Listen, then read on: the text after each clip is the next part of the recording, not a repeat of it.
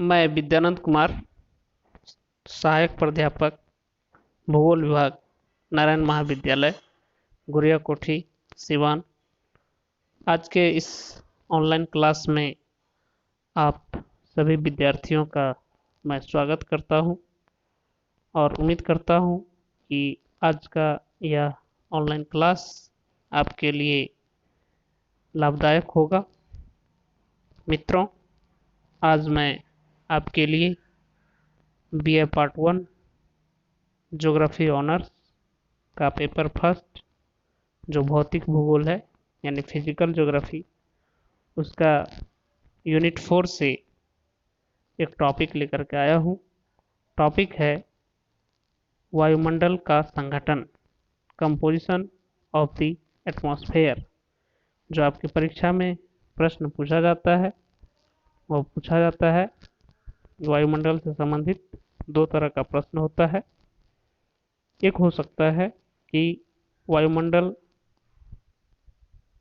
की संगठन का वर्णन करें और दूसरा प्रश्न हो सकता है वायुमंडल की संरचना का वर्णन करें। तो आज जो मेरा टॉपिक है वो वायुमंडल की संगठन से संबंधित है, इसी पर मैं आज चर्चा करूंगा। तो इस टॉपिक पर चर्चा करने से पहले सबसे पहले हम जानें कि वायुमंडल क्या है। तो वायुमंडल, जैसा कि आप जानते हैं कि वायु और मंडल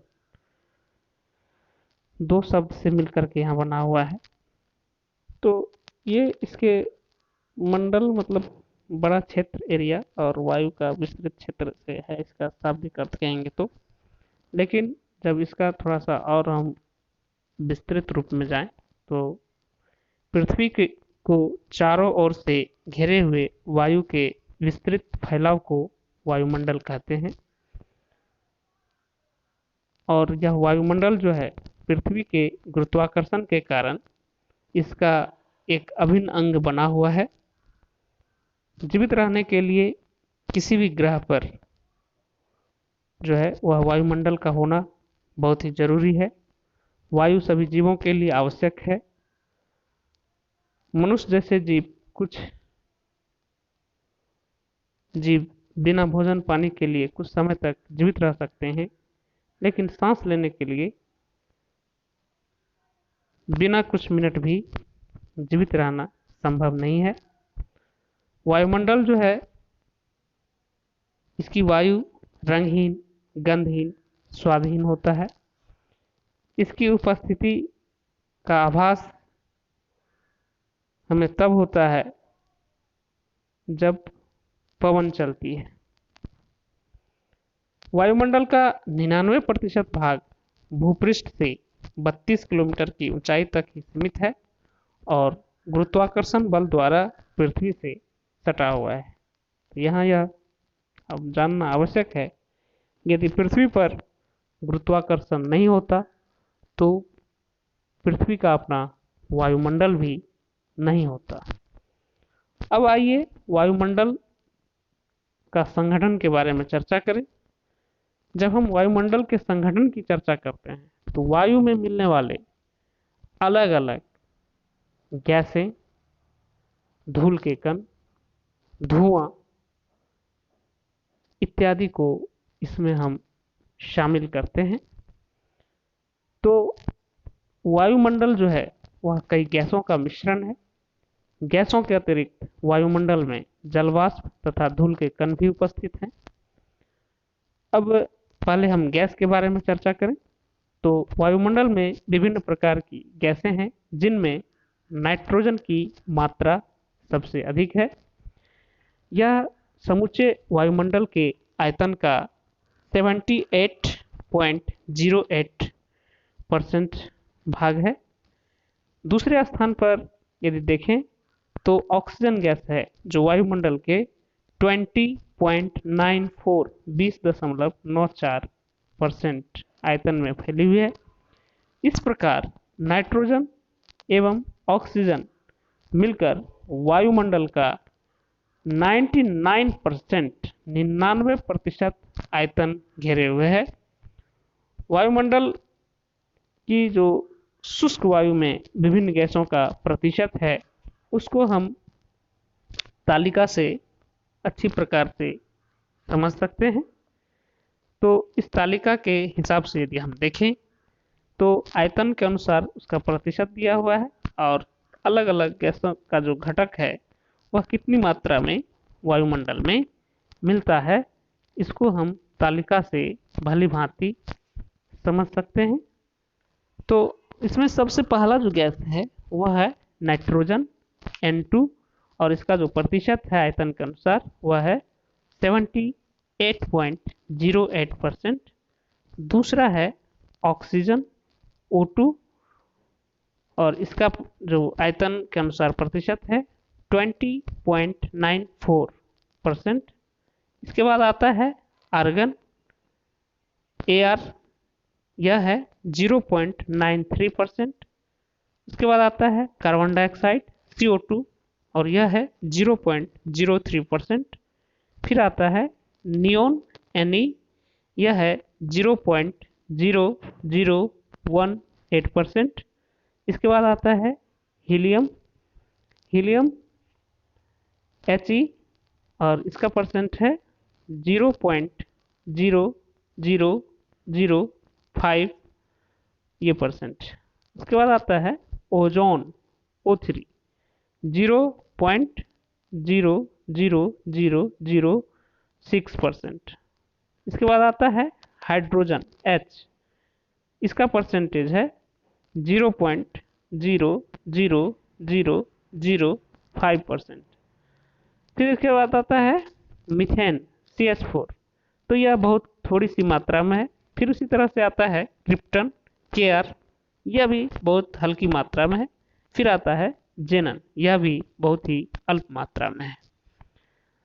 तो ये आपने देखा तालिका के अनुसार कि यहाँ पर वायुमंडल में मिलने वाले प्रमुख गैसों का जो प्रतिशत मात्रा है आयतन के अनुसार, इसको आपने जाना। अब हम चर्चा करें नाइट्रोजन के बारे में। सबसे पहला है नाइट्रोजन। तो नाइट्रोजन गैस की प्रतिशत मात्रा सभी गैसों से अधिक है। नाइट्रोजन की उपस्थिति के कारण ही वायुदाब, पवनों की शक्ति तथा प्रकाश के परावर्तन का आभास होता है। इस गैस का कोई रंग, गंध अथवा स्वाद नहीं होता है। नाइट्रोजन सरलता से अन्य पदार्थों के साथ रासायनिक संयोग नहीं करता, परंतु मृदा में स्थिर हो जाता है। नाइट्रोजन का सबसे बड़ा लाभ यह है कि यह वस्तुओं को तेजी से जलने से बचाती है। यदि वायुमंडल में नाइट्रोजन न होती तो आग पर नियंत्रण रखना कठिन हो जाता। नाइट्रोजन से पेड़ पौधों में प्रोटीनों का निर्माण होता है, जो भोजन का मुख्य अंग है। यह गैस वायुमंडल में 128 किलोमीटर की ऊंचाई तक फैली हुई है। अब दूसरा जो गैस है महत्वपूर्ण, वह है ऑक्सीजन। ऑक्सीजन गैस जीवनदायिनी गैस है, क्योंकि इसके बिना हम जीवित नहीं रह सकते हैं, क्योंकि हम सांस में इसी का इस्तेमाल करते हैं। अन्य पदार्थों के साथ मिलकर यह जलने का कार्य करती है, यानी कि यह दहन प्रक्रिया में सहायक होती है। ऑक्सीजन के अभाव में हम ईंधन नहीं जला सकते हैं, अतः यह ऊर्जा का मुख्य स्रोत है और औद्योगिक सभ्यता का आधार है। यह गैस वायुमंडल में 64 किलोमीटर तक फैली हुई है, परंतु 16 किलोमीटर से ऊपर जाकर इसकी मात्रा बहुत कम हो जाती है। तीसरा महत्वपूर्ण गैस है कार्बन डाइऑक्साइड। यह सबसे भारी गैस है और इस कारण यह सबसे निचली परत में ही मिलती है। यद्यपि यह 32 किलोमीटर की ऊंचाई तक मिलती है, फिर भी इसका अधिकांश भाग भूतल के निकट ही है।